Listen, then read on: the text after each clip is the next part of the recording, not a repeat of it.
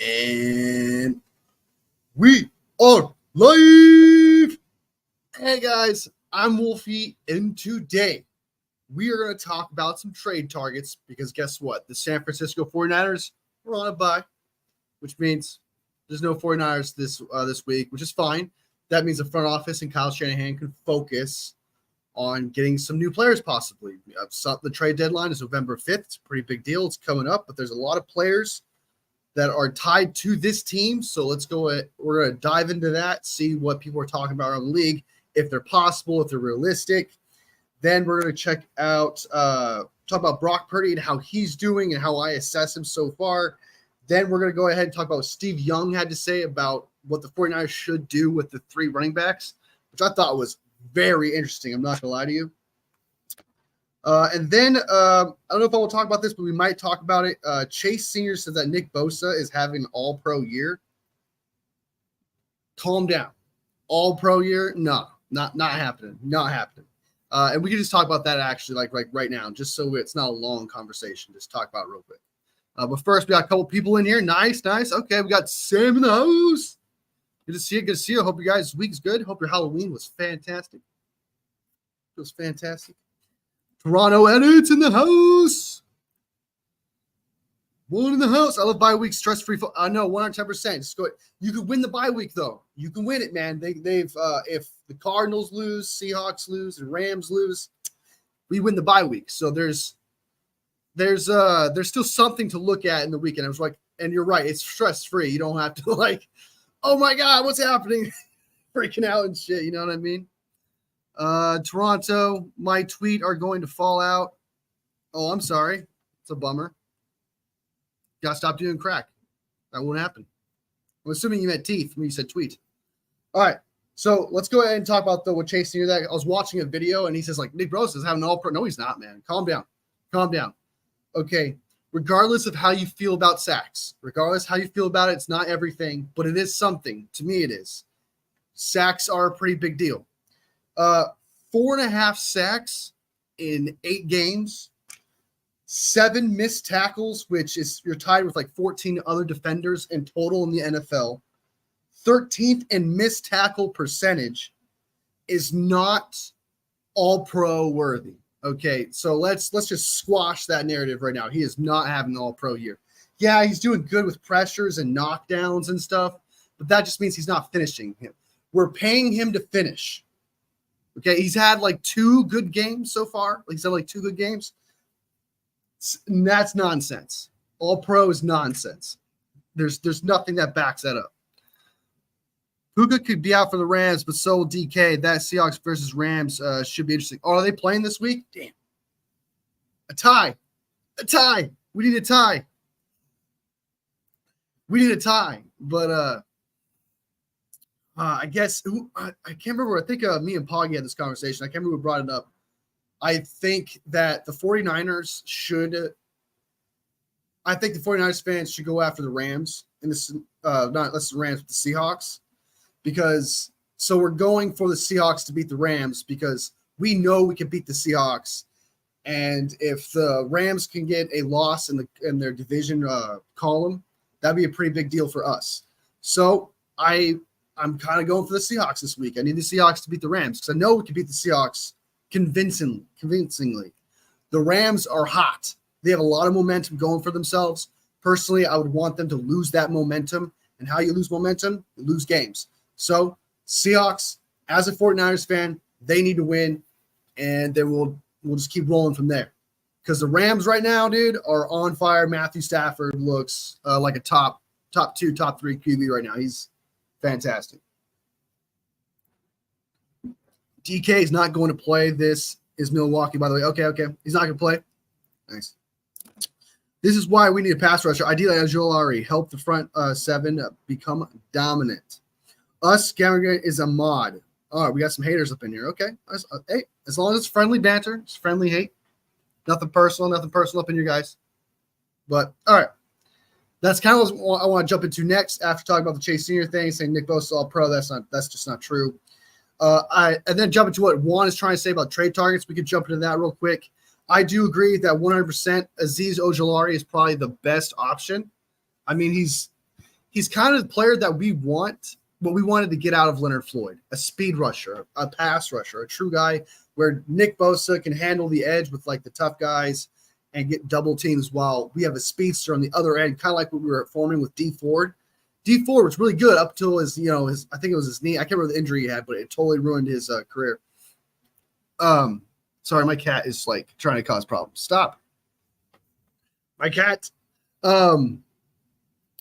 So I do think that Azeez Ojulari is the best option. He's cheap right now. I think he's like $2.4 million. Super cheap. He's got 6 sacks. I actually have his stats right here. Let me go ahead and try to bring it up if I can find it. Zadarius Smith. Azeez Ojulari. Where did I put it? God, I hate. Sometimes, man, my own writing sucks. My own writing is terrible. Okay.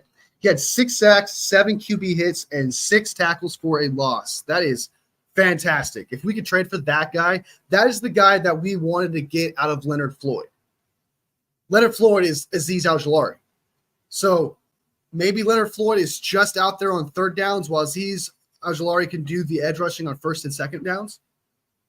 That would be perfect because Leonard Floyd is older, so he's probably a lot slower. And if you limit his reps while you get a guy who's like Leonard Floyd coming in for the first and second, that'd be perfect. Absolute just match made in heaven. Azeez Ojulari should be the number 1 target for the 49ers, I think. Because edge is the biggest deal, in my opinion, when it comes to the D tackle. We got solved. Clea Davis, I think, is still pretty good. He's holding his own. Evan Anderson's not bad. But the D end has like nothing promising going on there. So that needs to be addressed 110% immediately. Nick Bosa got to finish, but hey, at least 4.5 sacks in 8 games is better than 3. It's I guess, yeah, technically it's better. It's better than last year. It's better at that rate he was going. Yeah, he's got to finish, man. He's just got to finish, and that's what we're paying him to do. We're paying him to finish. We're not expecting him to like go beat the record. That's not like we're paying him, but we are paying him to be at a dominant pace, and that's not what he's doing. So Sam is I meant is Sam Mod. Oh, Milwaukee's back. We got a lot of things happening here. Bring him back. Doesn't need a mod, in my opinion. Papa J in the house. Good to see you, man. Welcome back. Welcome back. Welcome back. Welcome back. I honestly, I probably shouldn't make Papa J a mod. I might do that. I don't know. I never done mods before. I'm a little, but we'll see. I probably will. All right, so moving on to the next target. I like Azeez Ojulari. Why not Trey Hendrickson? I'm a big fan of Trey Hendrickson. I think the Bengals can get out from under him. I don't know if he signed an extension or not this year. The last time I checked, he was not part of anything. Like his contract is good to be traded. Trey Hendrickson would be like, he's a thicker body, but he can play inside and outside. I liked him a lot. I think Trey Hendrickson would be also fantastic with Azeez Ojulari. Some people are looking at DeForest Buckner, even though he's not playing very well this year. But then again, it's kind of like once he gets his spark, it could be one of those things where you're on a shitty team, so you don't feel any spark at all or any love. Maybe Chris Kasurek can reignite what DeForest Buckner has, but all I know is DeForest Buckner is not having his best season this year. Major cottonmouth right now, guys. Major cottonmouth. Pop J's down. All right, nice.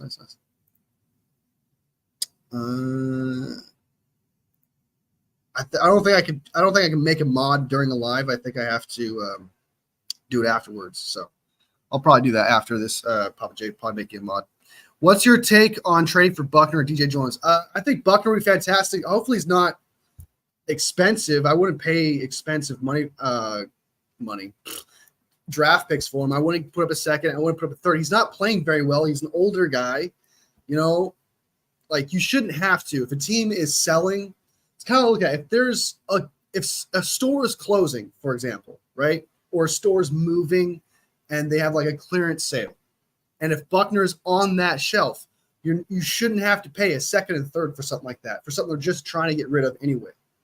So unless you're in a trade battle with another team for DeForest Buckner, I'm not paying a second, a third. I'm paying like a day 3 pick tops for DeForest Buckner. That's what I'm doing. I'm not paying for it. I'm not overpaying. I shouldn't have to. You're trying to get rid of him. Okay, and sure we want him, but is there actually a market for him that other people are trying to trade for him? It matters. It matters if other people are trying to compete with him.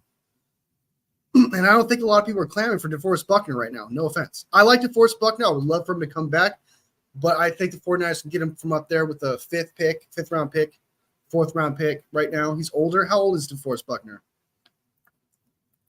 DeForest Buckner is 30 years old. Yeah, fourth round pick, tops. I'm not going to second and a sixth. I'm not paying too much. If you're trying to get rid of him, I'm gonna get him for a clearance sale, unless I'm battling with somebody else. I keep reiterating that, but I just want that to be known. So DJ Jones, however, I would love DJ Jones. I think DJ Jones still playing fantastic. I saw a Broncos game not too long ago. He made a couple big plays. I think he's still got a lot in him. I think he's about the same age as DeForest Buckner, but he's playing better than him, I think. He is 29, and he'll be 30 on January 19th. So he's about the same age. And I think DJ Jones would be a better fit because we got plenty of pass rushing D tackles. Let's be real. We need a run stopper, and DJ Jones is a run stopper. So I think he'd be a lot bigger fit. DeForest Buckner would be awesome to have. It would be great for the fans to see. I think the D-line would open their arms to him, welcome him. I think it would be – there's no hard feelings there, I don't think. That's just my first vibe. I don't personally know the situation, but, like, he didn't bash the city of San Francisco. He didn't bash the 49ers. He didn't talk shit. The only thing he said that was kind of like was that he felt a little not betrayed, but apparently they didn't really actually try to negotiate with him. Apparently the plan was just let's just straight up trade him. So, and he didn't like that. And I don't blame him. But excuse me. So yeah, I would take DJ Jones over Buckner right now, but I would take both of them. I would like them both. That'd be kind of cool. Just don't overpay for Buckner. Samuel should replace Floyd at edge. He's much more he plays inside and out. He's freaking amazing. I think Samuel is a steal, an absolute steal. He's got multiple sacks, just multiple tackles for a loss. He's a great player. Great find. Is he the elite, the best? No, but he's the best performing edge rusher we have right now. So 110%. Samuel's like the only one we can count on. Toronto's back. Val, what's up? Welcome to the stream. Welcome to the stream. All right. So Azeez Al-Jolari, like I said, Trey Hendrickson's one I wanted. DeForest Buckner, wouldn't mind. Don't want to pay too much for him. DJ Jones, that's okay. Some people are trying to leak Arden Key, but Arden Key just signed a guaranteed contract this year. So I don't understand. Like, this isn't Madden. And I don't know why it's like Arden Key's being connected to the 49ers. Like, I just don't see that happening at all. If he just signed a guaranteed contract this year, that's just not going to happen. Hassan Reddick has already signed a guaranteed contract. It's not guaranteed, but he's already signed a contract this year. And he's the Eagles aren't going to trade anybody. They're trying to play for the Super Bowl. So they're not going to trade Hassan Reddick. Oh, where'd that comment go? Rotate the D-tackle spot with Kivins and Elliott, make Samuel the permanent edge, and trade for Lajor and replace Campbell with him. Yep, I like that. Campbell, though, I mean, now you're trying to have him be a linebacker, and I don't want that. I want to be a straight pass rusher. I think Campbell just needs to get replaced by Bethune, D. Winters. I think he just needs to get replaced in general. Trade for any linebacker possible and just try him out for sure. So there's Kevin, and by the way, Kevin Givens and Jordan Elliott are pretty good players too as well. So like the D tackle situation, I think is pretty good. It's really just edge. Edge needs to be addressed immediately. It's severely lacking as of late. Next up, the ones I keep hearing about. The one I keep hearing about is Devon Godchow. I think that's how he's pronounced his name. He's all right. He's just a depth piece. I don't know how much better he would be on our team. He's Core Pro Football Focus. He has a 53.7 grade with a 61.6 pass rush grade, a 48.6 run defense grade. So it's not like he's anything incredible, So, like, sure, if we get Godchild, but I mean, I feel like there's nothing special out of that, So he would just be like a depth piece. He would be like a third string D tackle, I feel like, on our team. Val, I'll get to the Jets game in a second. I just want to get through the trade deadline first, and then we'll get to the Jets game after. So Arden Key's just not possible in my book. I just feel like there's guaranteed money there, so I don't know if that's happening. And then Trey Hendrickson, I would love Trey Hendrickson. I just think that'd be fantastic to have him on the squad. Azeez Al-Jillari, I feel like 49ers fans and content creators everywhere agree that he's the best fit and probably a cheap price for him too as well. I would pay a third-round pick for him easily for Azeez. One that's being currently connected to him right now as well, according to Larry Krueger, is Travon Walker. I wouldn't mind paying for him. I'm not paying a third and a fourth or whatever he's talking about for Travon Walker. I mean, Travon Walker's been nothing.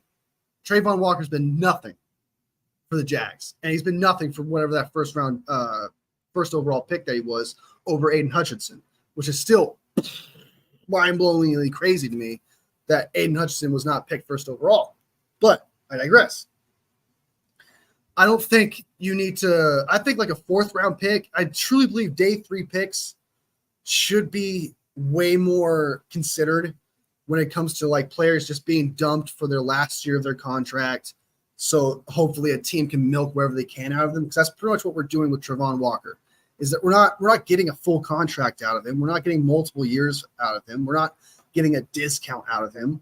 So like, hey, here's a 5th-round pick for a guy that you're going to lose next year who's not very productive, and see if we can maybe turn him into something.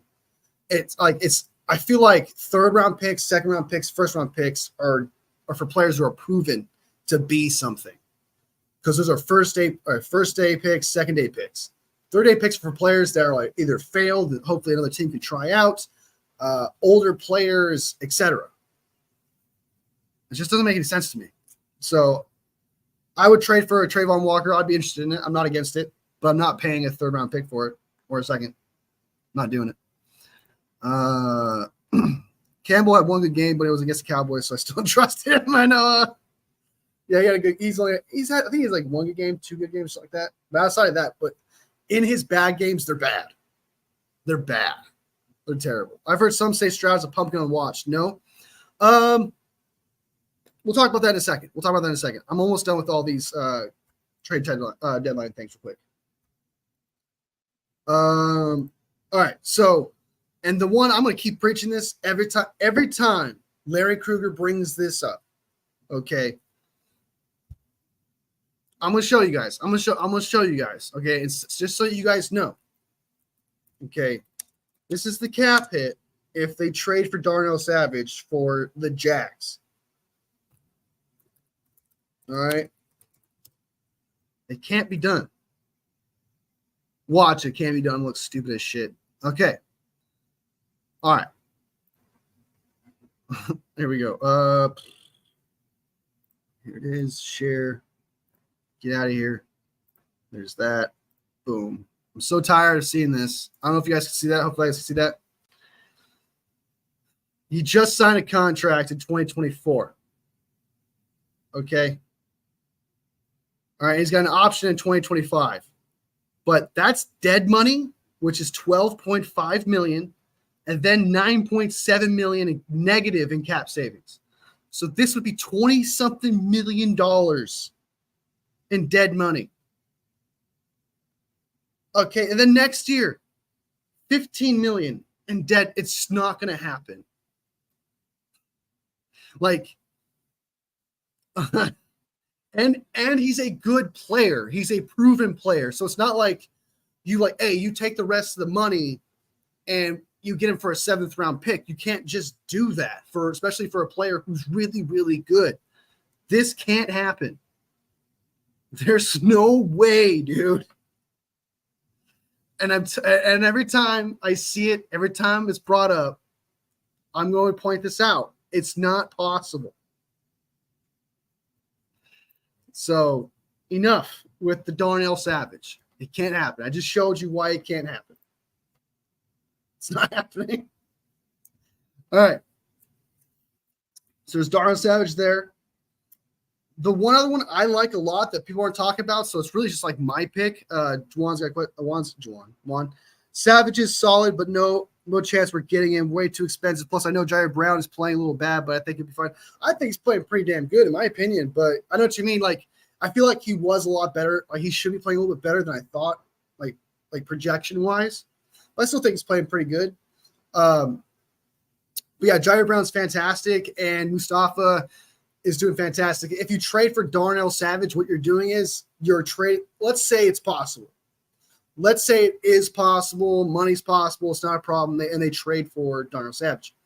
You're putting Mustafa back further in the depth chart, who's ready to play. You're putting Jair Brown back in the depth chart, who's ready to play. That's what you're doing. Okay, and I know that Darnell Savage can play other spots, but that's what you're doing. You end up putting Lenore back, Green back. You're pushing somebody back in that depth chart. I don't think a secondary. I wouldn't mind getting help in the secondary, but we don't need a starter for years to come in either spot as of right now. Because Darnell Savage is not a starting outside corner. Unless he's a starting outside corner to replace Ward, which he's not, then I'd be fine with it. But he's not. He's a safety. Okay? And so I love the player, but you're setting back the rest of the players that you drafted who look ready to play and potentially could be better than Darnell Savage. So, no, I don't like it. I do like the player, but we have way too much potential that you just be holding back at that point. So the money is not there. The situation, I feel like, is not there. It's just a pretty player that would look cute on a Madden squad. Okay? Hey, I got an extra awesome, dope little safety that I got, and I can just dump him next year because it's Madden, But in real life, man, that's not how that works. You can't just draft a starting safety like that and then trade for a starting safety to replace the two that you currently have that you need to get better. Like, it doesn't make any sense. Let's go 49ers. Bang, bang, bang, bang, bang. Let's go 49ers. Bang, bang, bang, bang, bang. I think I just started an anthem right there. Patent pending. He allowed that CD Big TD by running to Green.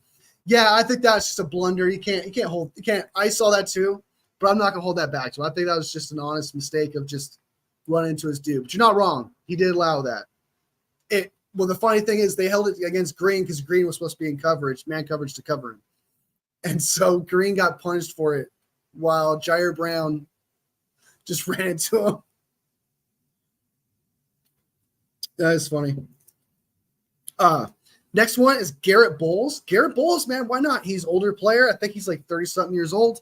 He's a good tackle. He could play left and right side of the tackle, both right tackle and left tackle. So if Trent Williams gets hurt, he could fill in the left tackle spot.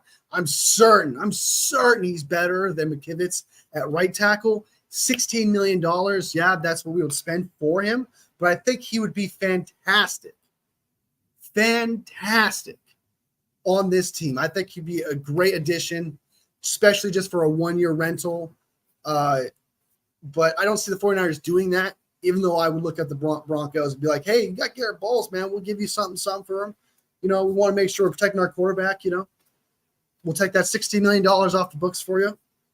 I'm all for it. I think Garrett Bowles is not being talked about enough, even though I don't think it's possible because the 49ers don't exactly trade for offensive linemen often. So he also allowed that Jets touchdown mostly on Sorensen. Having two safeties in the best wide receiver in the league is stupid. Yeah, I don't blame that on him. I don't put that. That is just scheme. You're setting him up for failure. Putting two safeties like he did this. Brandon Staley. I don't know if you've been around for this, but Brandon Staley did the same exact thing last year with the Chargers. He put two safeties on Tyreek Hill. And guess how that ended?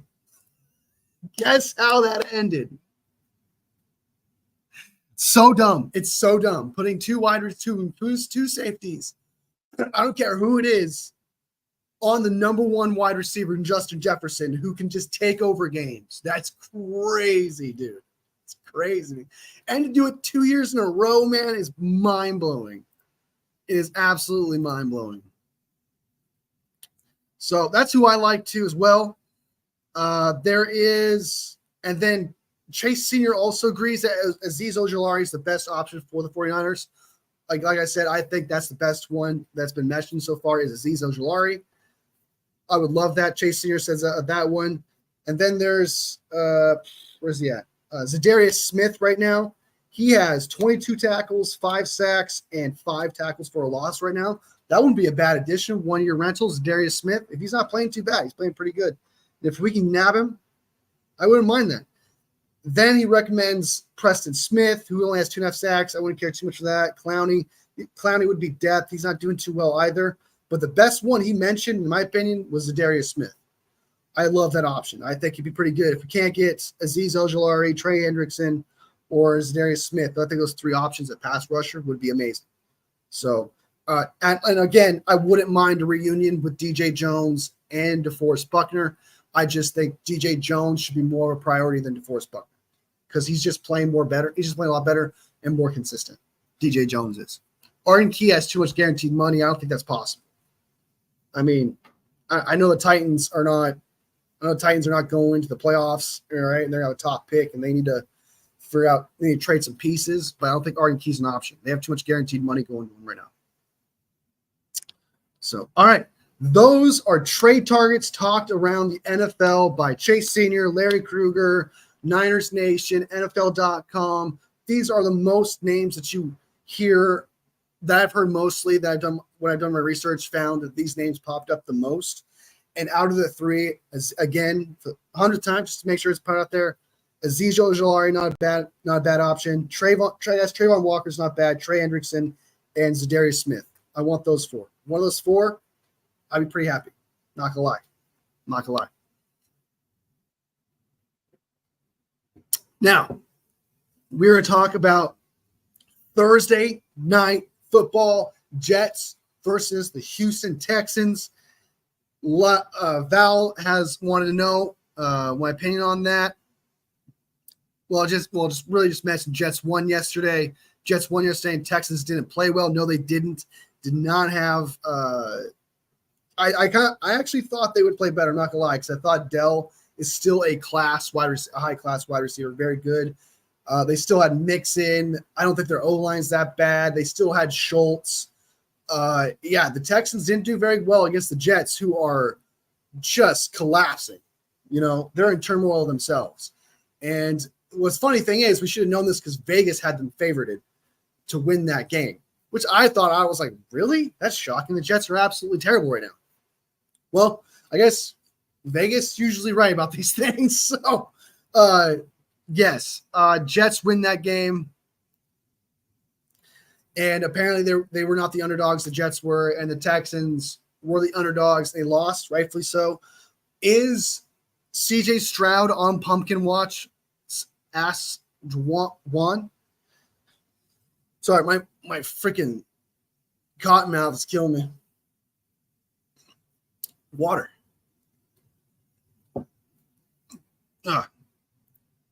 Their O-line allows like 5 sacks a game. Nico and Diggs are hurt, and Stroud's having a sophomore slump.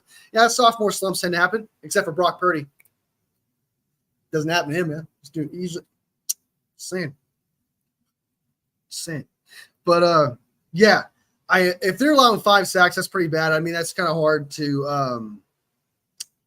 put on CJ Stroud in that situation. Actually, I should have the stats. I have the stats up here. Hold on.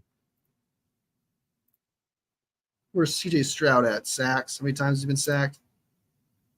Yep, Stroud's been sacked 30 times, dude. Woo, that's a lot.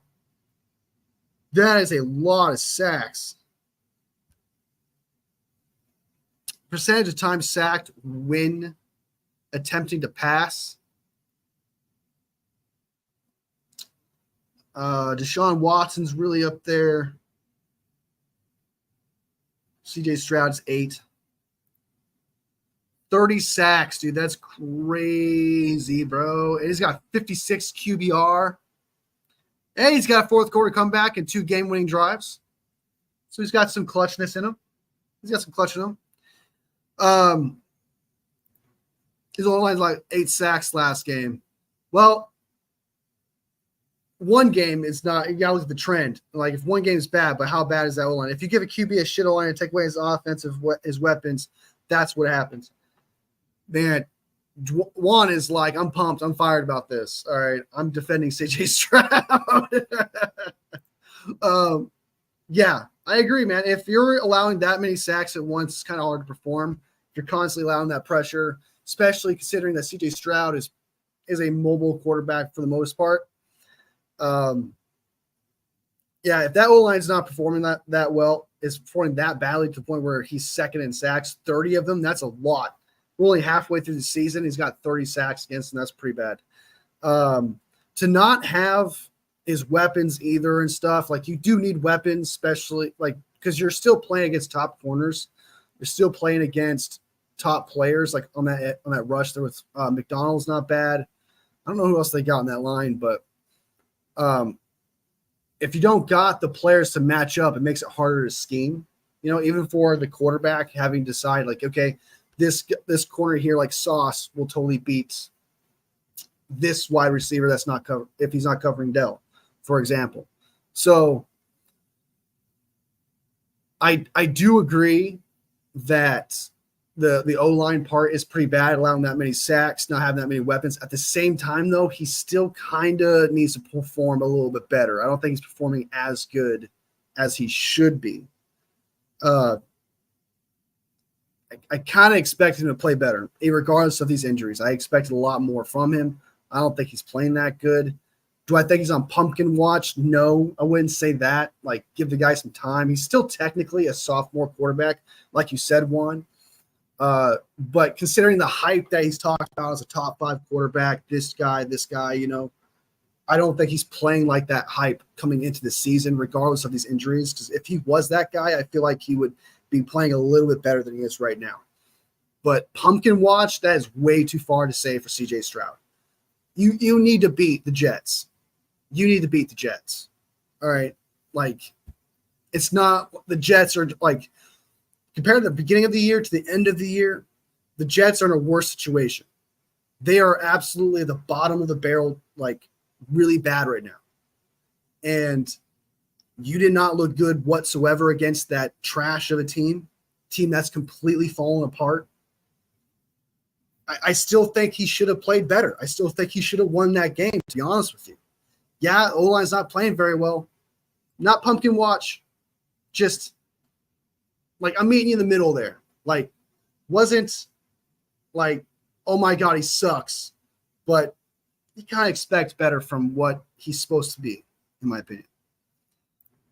Papa J's back. I'm back from grocery shopping. I tried to watch the show while I was shopping, but it didn't work. It's all right, man. You're back. You're back.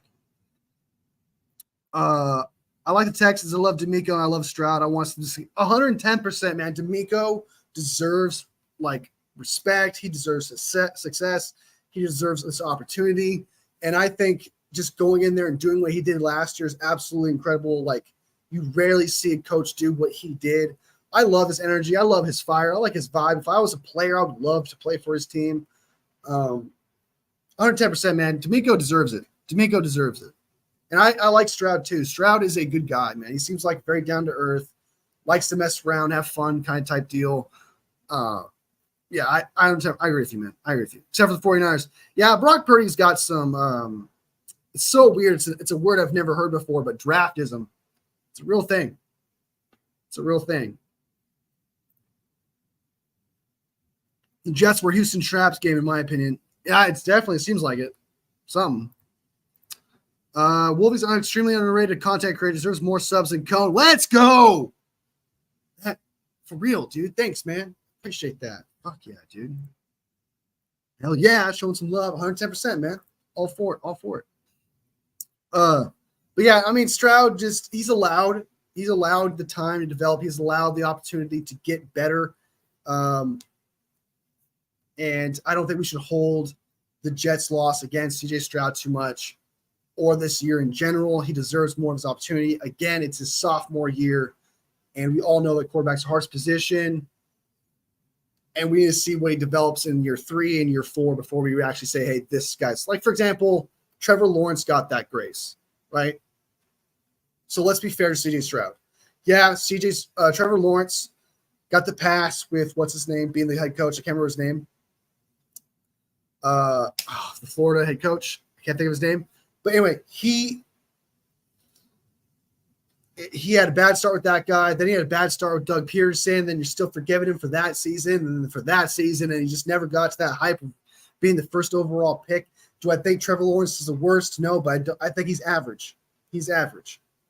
And I think if we're going to be that kind of Trevor Lawrence with CJ Stroud, considering what he showed us last year, he deserves some grace this year.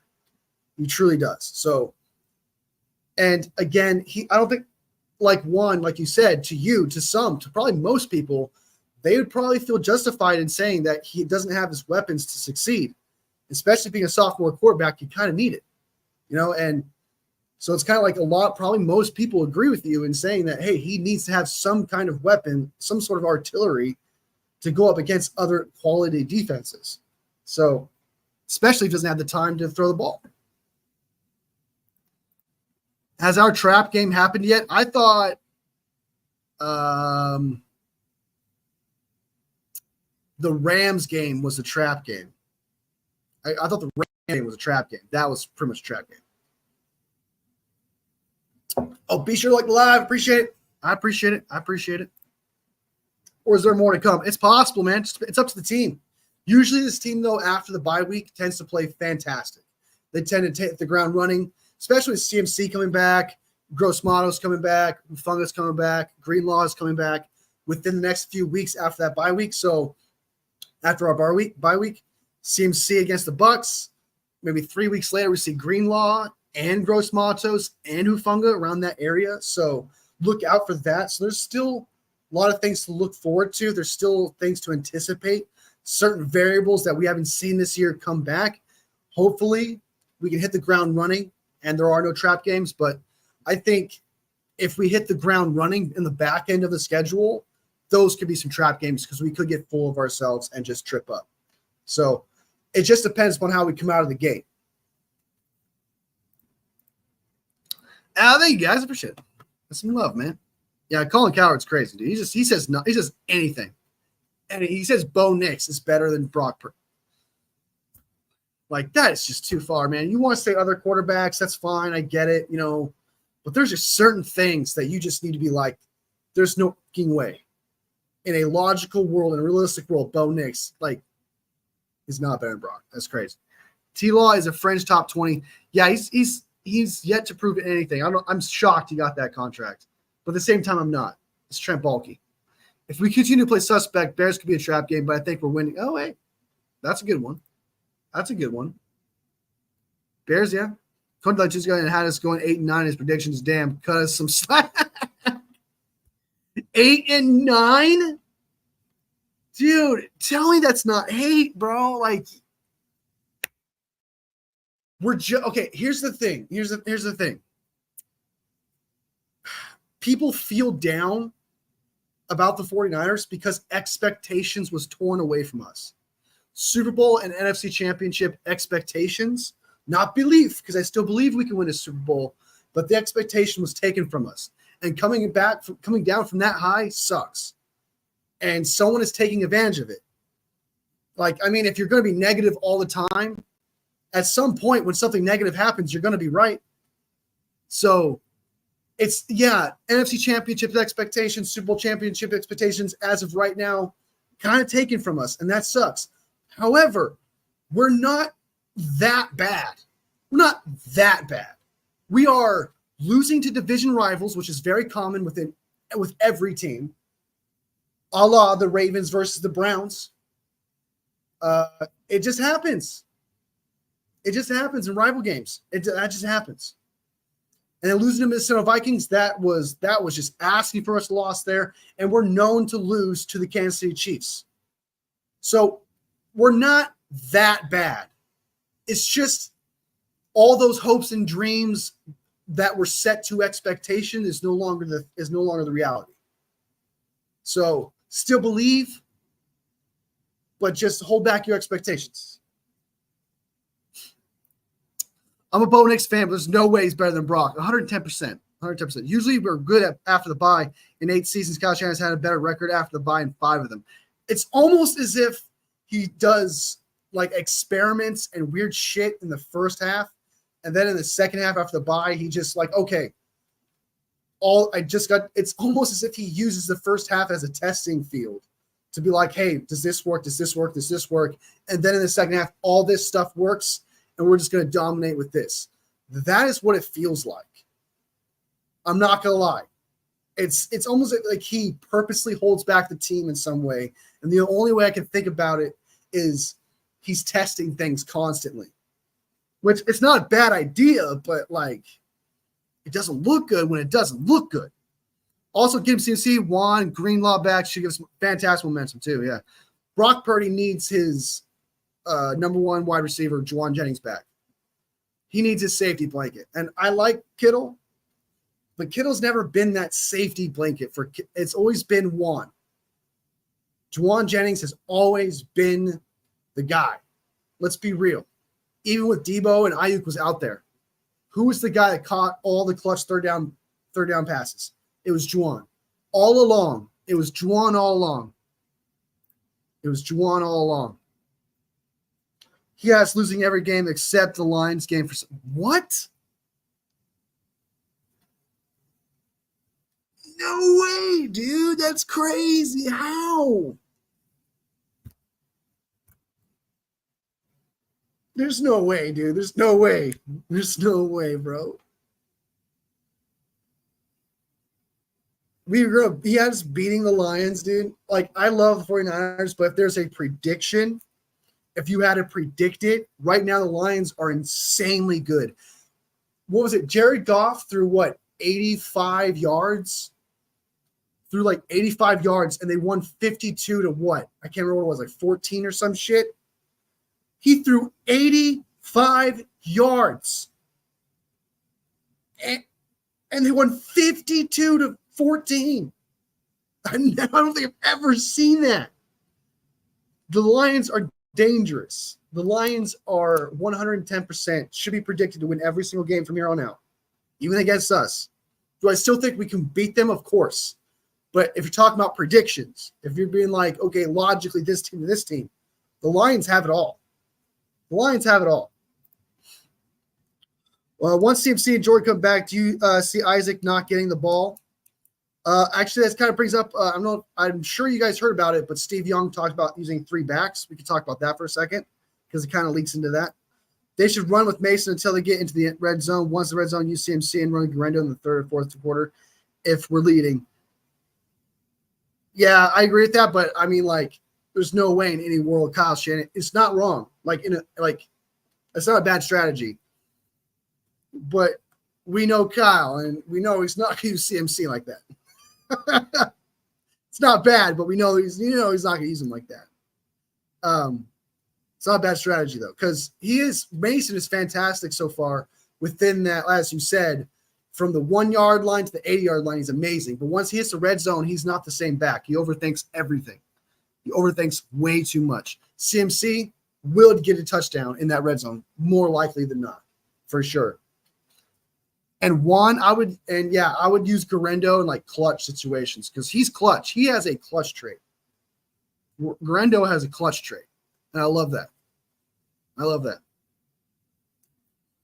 Kyle better not overuse him. See, I can see it happening though. Yeah, he's gonna okay. I still think Kyle. I'm gonna talk trash about Kyle for a second here, but do not take it as me saying fire him. Rah, rah, rah, rah. It's just me saying every coach has a negative thing. Every coach has something negative you can look at. But yes, he's going to think CMC, oh, he's back, fresh. His arthritis is no longer affecting him anymore. Let's just run him 20 plus times a game over and over and over and over and over again. I can see that 110%. Expect the Lions to do to us what we did to Philly. That could definitely happen for sure. Yeah, it could be a bloodbath. It just depends on if the 49ers can hit the ground running, how well they do. Kyle's a tendency to run his players to the ground after they come back from it. Like, he'd just be like, you're fresh. You're fresh. You're good to go. We're just going to use you like crazy. I do think with the talent you got, I'm not against it. Like, I do think that Mason and Guerrero have been a pretty good 1-2 punch. use Guerrero in the red zone while using Mason beyond that point, I think so far has been actually a nice, it's almost like it makes CMC, if that makes sense. Like Mason, and Guerrero combined, you have CMC. Still not the same level, but you get what I'm saying. Like some Dragon Ball Z shit, you know what I mean? That fusion thing. So, but yeah, I totally agree. So let's talk about that actually, because Steve Young, I'm sure you guys heard about this. I don't know if you guys heard about it, but just in case, Steve Young says that we should use all three backs at once, all on the field at once, because, and I quote, he thinks that we need to create that fear because we don't have that fear factor on the team. I kind of disagree a little bit. I just don't think we're just not using Kittle enough for him to be that fear factor, because I do think we're not using Kittle enough. I think that's kind of a big deal. And I think Mason and Guerrero just by themselves so far have been fear factors as well. Debo has not been the same guy. Juan's not out there because he's hurt. But I do disagree. I think Kittle is still someone they have to respect. And even with Mason out there by himself, between the 1 and 80-yard line, is still someone they fear. So I kind of disagree with that. But at the same time, I love the idea. However, Larry Krueger had a weird, okay, tell me this is a weird order, because he liked the idea. Larry Krueger liked the idea of using three backs at once, but he had CMC to use as a halfback, Mason as the fullback, and then Guerrero as the slot receiver. You think you'd use Mason as the halfback, Guerrero as the fullback, and CMC as the receiver, because CMC is a better receiver than Guerrero is, and Mason is a damn good running back, halfback. So how would you guys order it? How would you order that situation if you were to do it the three backs? For me, CMC at the slot, him be the wide receiver guy, him get the ball. Guerrero would be the fullback in this situation, and then Mason would be the halfback. That's how I have it. But Larry Krueger had it in a weird order, especially when he said that Guerrero, at the beginning of the year, he had Guerrero being a fullback. He was all talking about, oh, we should use Guerrero as a fullback. He should be a fullback. Use him as a fullback.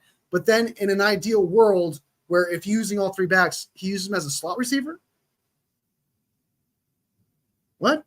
So you let me know what you guys think the order should be. I think it should be, again, last time I'll say this, receiver, slot, whatever, CMC, run halfback, Mason, fullback, Guerrero. That's how I do it.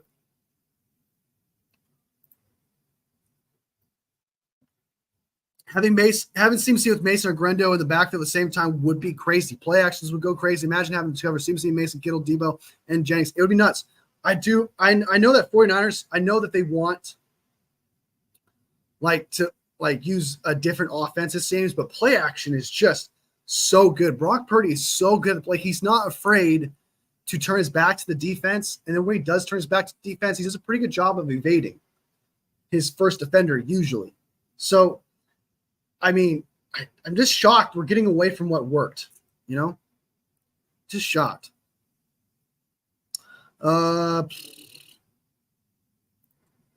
That's actually a brilliant idea. You could do a lot with three backs. Yeah, especially if they're playing really well. I loved the creativity, though. Kyle lacks creativity as of recent. Larry's on crack for that. I think so. That's crazy to me that you use him fullback. I love Juice, but I would use him much less if I was Kyle, unless we use him as – we rarely use him. I like seeing Juice out there. I get excited when I see number 44. Number 44, that's me. Get some cold cuts. Get some cold cuts. Get some cold cuts. That's immediately what I think about every time he gets the ball. Every time I always think, get some cold cuts. Get some cold cuts. 44, that's me.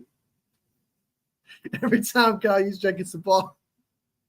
But I do agree. I think that Guerrero, Mason, and CMC out there would look more threatening than having Juszczyk out there and Mason and CMC. I agree with that. Strawberry in the house. What up, what up, what up? Came in at the 49-minute mark. Nice. 49ers, get it? 49-minute mark, 49ers. Perfect time. Is there a reason we need all three on the field at once? No. That is kind of the caveat, and I don't think if you were to do that, you wouldn't do it often, right? Like you wouldn't do it because if one of them gets hurt, that's a big deal. And if all three of them are out there at once, you're putting it at risk of losing a reserve. So I do agree with that little bit of pushback. Like, do you really actually need to do that? No. If you did it once or twice, wouldn't be against it, but you are putting a lot more risk out there on those players. A lot more risk. So I do agree with that. Comes the caveat.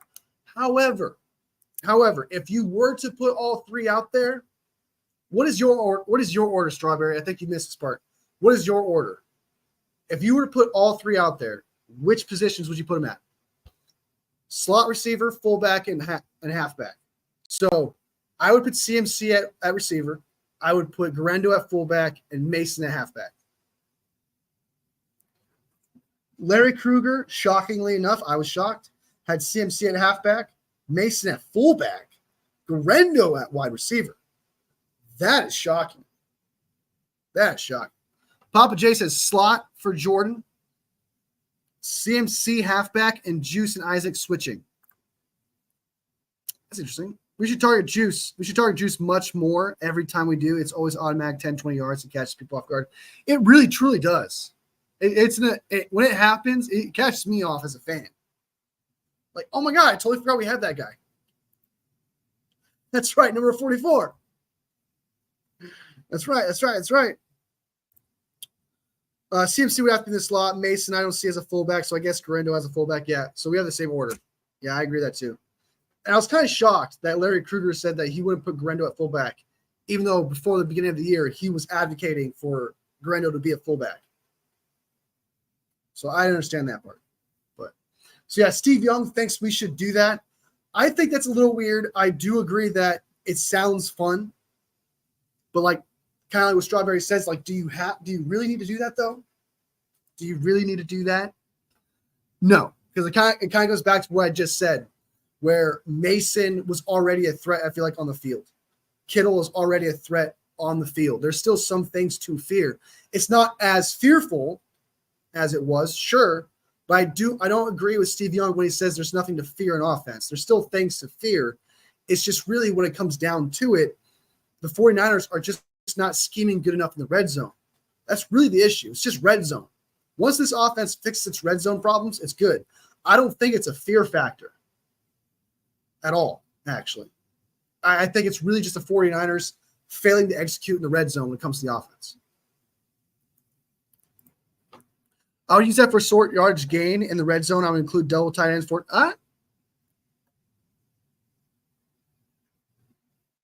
that's actually not bad. Actually, that would create a new formation almost. You got 3 running backs out there, 2 tight ends.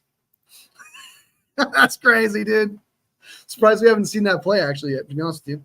But I wouldn't pull all 3 in the field at once. I would still make sure to keep Mason and Guerrero in the fold and not overuse CMC. That's what Juan was saying was not hopefully don't overuse CMC. But in my opinion, and if this is not a thing I'm trying to hold against Kyle, but let's be real, he's going to think CMC is super fresh, and he's going to use him as if this was week 10 is the start of the season, and he's going to use him for the next 10 games, hopefully. 10 to 11 games. So CMC doesn't even have to play a full season. I would definitely put CMC in the slot and alternate Mason and Guerrero in the backfield, but that should be enough.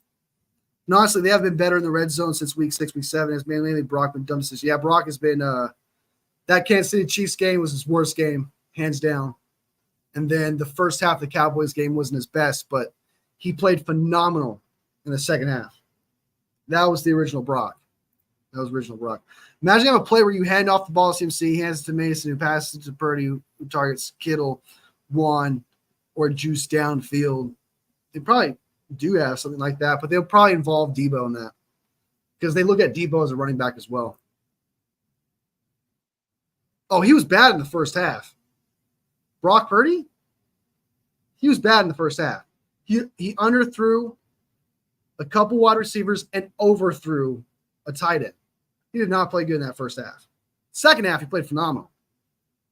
Just to go back, the issues in the first half had more to do with penalties. Yeah, I mean, like two things can be true, right? So, like, if you're evaluating the player, Brock Purdy did not play well in that first half. If you want to evaluate the player. But two things can be true. Penalties could be a problem, and Brock Purdy could have been a problem. And Brock Purdy was a problem in the first half. But, yeah, I mean, I do think that Brock is not that guy. I think that you're allowed to have a bad game. I think you're allowed to have some bad moments. It's just what you do consistently. Like, what is your trend? What are you consistently doing? And I do think from week 1 up to week 6, for the most part, except for one game, I think it was the Cardinals game, he did not play very well. So there's still things there. He's doing, for the most part, he's still playing great, but he does have moments. So far, he's had 2 games, and then he's had a bad half of the Cowboys game. 3 passes, that's pretty bad, dude, especially when they're clutch moments. Those are clutch moments. Those add up. Those were third down plays.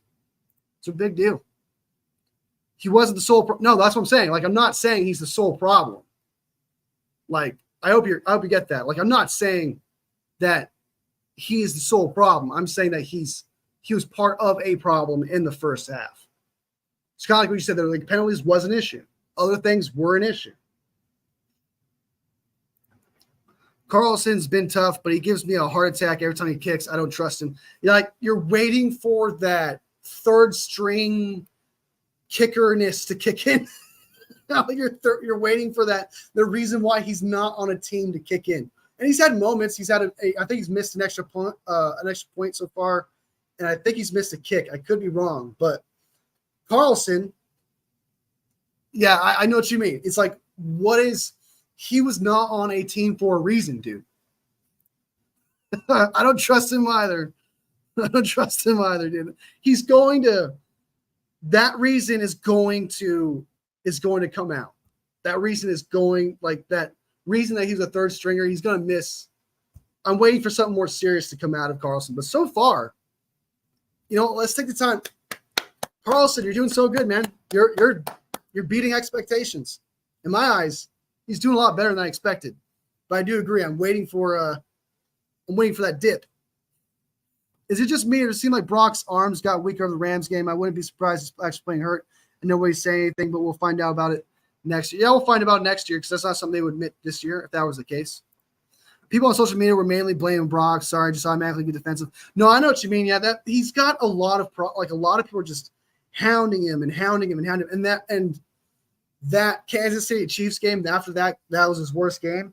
It was kind of hard to defend him. Like, the haters got their week, right? And then, they're still hanging on to it after the Cowboys game. That's just going to happen. If it doesn't matter if Brock loses any game, like, even if he's not the issue, the Brock haters are just going to come out of nowhere, out of the woodwork, and take advantage of it regardless. So it is tough dealing with the draftism. It is tough dealing with, because you swear to God, as a 49ers fan, of all the quarterbacks I've seen on this team, I don't even mean it in the way of like homerism or anything like that. I mean it in a way of, he is truly, from like expectation wise, Brock Purdy has met expectations. He has done things beyond expectations. He's won multiple playoff games and been the reason we won playoff games. There are things that we hang on to, that we see that's like, okay, compared to other quarterbacks that I've seen on the 49ers, he's been pretty damn good. He's been like the best one. So it's not even a sense of like, oh my God, we just want our quarterback to be great. It's that, we are seeing great things from him. And fans or haters just think that we're just glazing him for the sake of glazing. Like, no, dude, he was the best quarterback statistically last year for a reason. In his sophomore year, in a year where CJ Stroud is struggling on his sophomore year, Brock Purdy has no weapons at all, constant injuries, and he's keeping the team afloat for the most part. Had some bad games, sure. but he's performing beyond expectations. And if he was a Jimmy G, if he was this bad quarterback that everyone wants him to be, I promise you, with the weapons that he's been missing, the momentum that he's been missing, we would have 1 to 2 wins right now. Truly. And I cannot stress enough as a 49ers fan, Brock Purdy is not the same as Jimmy G for whoever talked good about him. It's not the same. I think he's better than Kaepernick. He's better than Alex Smith in his prime days. Towards the end, like beginning, Alex Smith was absolute trash. Better than Jeff Garcia. And Jeff Garcia is kind of underrated. A lot of people want to give him shit, but he wasn't that bad. He's the best quarterback, in my opinion, since Steve Young. So I do agree where you're coming from. It's bullshit. It's bullshit. All right. He missed the playoffs and got in Green Bay last year, so I get it one, yeah. Oh, that was the guy who missed? Carlson was the guy who missed last year? Ooh. Yep. See, I didn't think about that. I didn't think about that, Strawberry. Now you got me concerned. He's the guy who missed the kick? Oh, my God. Okay. Now I'm a little worried. I don't know. Carlson isn't able to be consistently kicking in the end zone. Kicks off. Yeah, it's like they don't have strong legs. I wouldn't put him at any level of Aubrey. Yeah, Aubrey is fantastic. I hate to say that. It's Cowboys, I understand, but Aubrey is the best kicker in the NFL right now. Fantastic. Him, Boswell, automatic kickers. Just thought that would be funny. So, all right, that is our 1 hour show. We talked about trade targets. Quickly, let's go over that. Azeez Al-Jalaari seems like to be the number 1 target everyone's talking about. Everyone would be hyped about to get. I would be hyped to get him. He is who we expected Leonard Floyd to be. So to actually get that, he has 6 sacks, 7 QB hits, and I think 6 tackles for loss. He's phenomenal. We need to go out and get that guy. I would love that. Trey Hendrickson would be a great option. Trayvon Walker, I wouldn't mind trying to get him for a 1-year rental, see if we can get something out of him. Hopefully don't overpay. The one that I feel like we need to stop talking about is Darnell Savage. That's just not going to happen. Okay? It's like you're not going to push Mustafa and Jair Brown down the line and trade for a safety who would you have for years to come. It wouldn't make any sense. Not to mention the dead cap money the Jags would take is 20-something million this year and then $15 million next year. Darnell Savage is not an option. It's just not an option. So enough of the Darnell Savage talk. But the biggest one is Azeez Al-Jalaari, Trey Hendrickson, I would love, and Zadarius Smith, who has 5 sacks, 5 tackles for a loss. Good option. DeForest Buckner, I wouldn't mind trading for him, even though he hasn't been playing very well this year. I still wouldn't mind trading for him just because it'd be nice to have DeForest Buckner back because I love DeForest Buckner, and I think it would reignite the defense a little bit. But I won't put him on any expectations just because he's not performing very well. But hey, if you go to a team that you feel like could win a Super Bowl, maybe they'll re-nice him. DJ Jones, I think, would be a lot better priority over DeForest Buckner, especially because DJ Jones is a run-stopping defender, and we need a run stopper, not a pass rusher. We got plenty of those in the D-tackle situation. DJ Jones is performing very well this year as well, a lot better than DeForest Buckner, and they're about the same age, just about DeForest Buckner and DJ Jones. So DJ over DeForest Buckner. Those are the options. We talked about Steve Young. We talked about Thursday Night Football. Oh, and I want to say this. Just because Aaron Rodgers beat the Texans, who are beat up right now, the Texans who are down bad in a game that you were favored in, doesn't mean shit. You're still 3-6. You are still in the darkness, okay? Quite literally, your answer was cayenne pepper and water, okay? And that's why that's what you did differently is cayenne pepper and water. You could take your cayenne pepper and your water and shove it up your ass because it didn't mean goddamn thing against that shitty-ass Texans team, okay? I don't want to hear Aaron Rodgers is back. I don't want to hear that shit, all right? You beat a beat-up Houston Texans team, and you're still 3-6. You're going to be 3-7, then you're going to be 3-8. You're going to keep losing games, and we're going to keep hearing your stupid-ass excuses every single fucking week. Bum-ass fucking squad, dude. I salivate every time Devontae Adams drops a pass that he used to grab. I salivate when I see Aaron Rodgers just throw a pick. It just brings me so much peace. I feel bad for Breece Hall. I like Breece Hall. And the only reason, let's be real. The only reason why the Texans lost and the Jets won was because of Garrett Wilson. Garrett Wilson carried Aaron Rodgers. Aaron Rodgers was a bum. Straight up fucking bum. Garrett Wilson was a stud. Straight fucking bum. All right. Some closing comments. Joe Montana, Steve Young, Brock Purdy, Jeff Garcia, Colin Kaepernick are my top 5 quarterbacks in that order. I gained a lot of respect from Moody when he made that tackle. He's been pretty overrated. We act like he was garbage, but he was second longest field goal in Super Bowl history. I thought it was number 1, but number 2 is still pretty good. And he's actually, before the last time, he was 8th in kicking.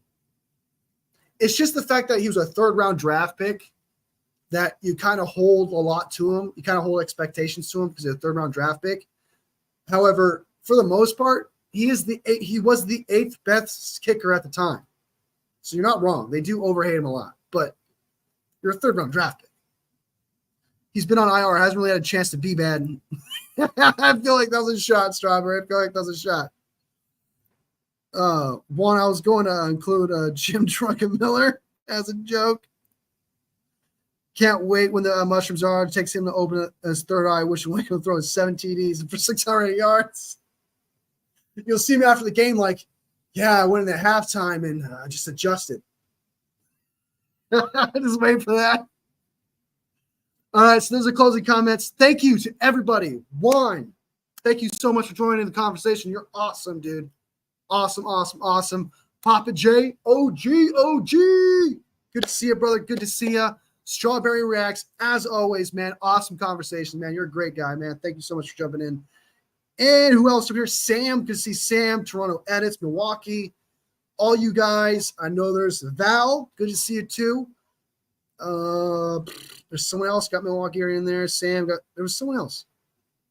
Nope, that's everybody. Thank you so much for making this live awesome. This was a really good one. We got a lot out there. I will be back for the Wolfie and Poggy show at 9 a.m. on Sunday. I would normally go live on a Saturday. I might, but I don't want to say that I am, but there's potential I might go live again tomorrow. But definitely I'm going live 9 a.m. before the game to do predictions with Poggy. As always, I did win this week. Poggy's choked a 2-4 lead. He corrected 4 straight weeks. He had 4 weeks. He was 4-2 correcting predictions in games. He's choked. Now we're tied 4-4. We're 4-4. So let's see if I can take the lead and just crush this dude. All right. So I got to do well in predicting games. I'm going to do well this time, and I'm going to complete this comeback. This Poggy's choking hard. Anyway, so be sure to check out those predictions. We're talking about the 49ers, bunch of other things. Be there. Don't miss that conversation. We'd love to hear you. I love to hear your conversation because that's what it's all about. Just having a great conversation.